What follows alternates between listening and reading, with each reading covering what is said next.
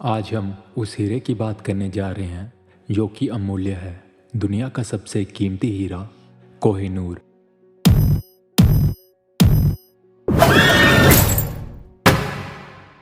कोहिनूर कोहिनूर शब्द का मतलब है माउंटेन ऑफ लाइट, यानी कि रोशनी का पर्वत। ये एक ऐसा हीरा है जिसे पाने की चाहत हर किसी को है। ये हीरा किसी समय भारत की शान रह चुका है।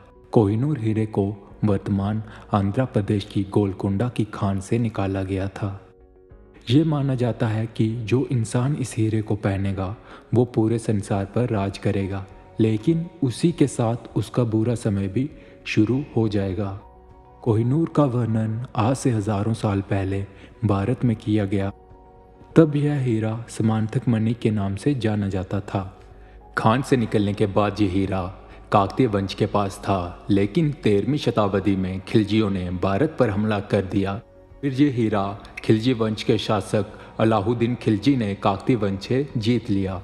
जब 1526 में यह हीरा बाबर के पास गया तो उसने अपनी बाबरनामे में लिखा कि यह हीरा इतना बेशकीमती है कि 2 दिन तक इससे पूरे संसार का पेट भरा जा सकता है। 20वीं शताब्दी में बाबर के पड़पोते शाहजहां ने अपने लिए एक सिंहासन बनाया जिसमें कोहिनूर के साथ और कई सारे कीमती जेवरात जुड़वाए। इस सिंहासन को दुनिया भर के जोहरी देखने आते थे। उसमें से एक जोहरी था होर्टेसो वोर्जिया। तब औरंगजेब ने इस हीरे की चमक बढ़ाने के लिए हीरा वोर्जिया को दिया। हीरे को काटने समय वोर्जिया ने गलती कर दी, जिसकी वजह से इस हीरे का वजन 790 कैरेट से 279 कैरेट का ही रह गया। उसके बाद यह हीरा नादिर शाह के पास गया। तब नादिर शाह ने इस हीरे को कोहिनूर नाम दिया। नादिर शाह इस हीरे को लेकर ईरान चले गए। 1749 में अफगान के बादशाह अहमद शाह ने ईरान पर हमला कर दिया और कोहिनूर को अपने कब्जे में कर लिया। फिर 1773 में अहमद शाह की मौत के बाद ये हीरा उनके बेटे शाह शुजा के पास आ गया, लेकिन तब अफगानिस्तान में शाह शुजा को खतरा था, तो वो अपनी जान बचाने के लिए लाहौर के महाराजा रंजीत सिंह के दरबार पहुंच गए।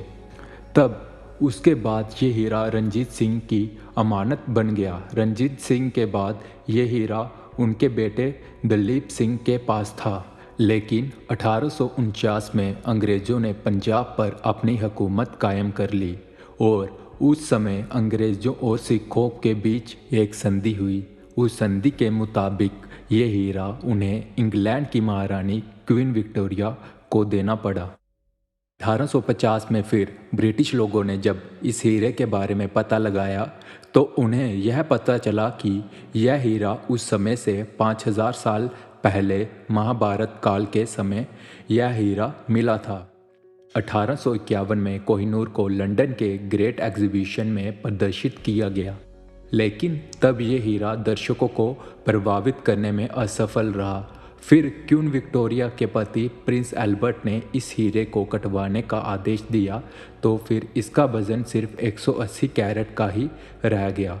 कोहिनूर की कटिंग के बाद चाहे इसका वजन कम हो गया है, लेकिन इसकी चमक पहले से काफ़ी ज़्यादा बढ़ गई है। कोहिनूर का अब तक का इतिहास बताता है कि यह हीरा पुरुषों के बीच लड़ाई का कारण बनता है, मतलब कि ये हीरा शरापित है। अगर ब्रिटिश शाही परिवार का कोई भी आदमी इस हीरे को पहनता है तो उसे उसकी बुरी किस्मत के संकेत महसूस होते हैं। इसलिए इंग्लैंड में आने के बाद इस हीरे को केवल महिलाओं द्वारा ही पहना जाता है। 1901 में क्वीन विक्टोरिया की मौत के बाद 1911 में ये हीरा क्वीन मैरी को दे दिया गया और फिर क्वीन एलिजाबेथ के राज अभिषेक के समय कोहिनूर को उनके ताज में स्थापित कर दिया गया और आज ये हीरा ब्रिटेन के एक किले में रखा है। यहाँ पर कोई शाही परिवार नहीं रहता।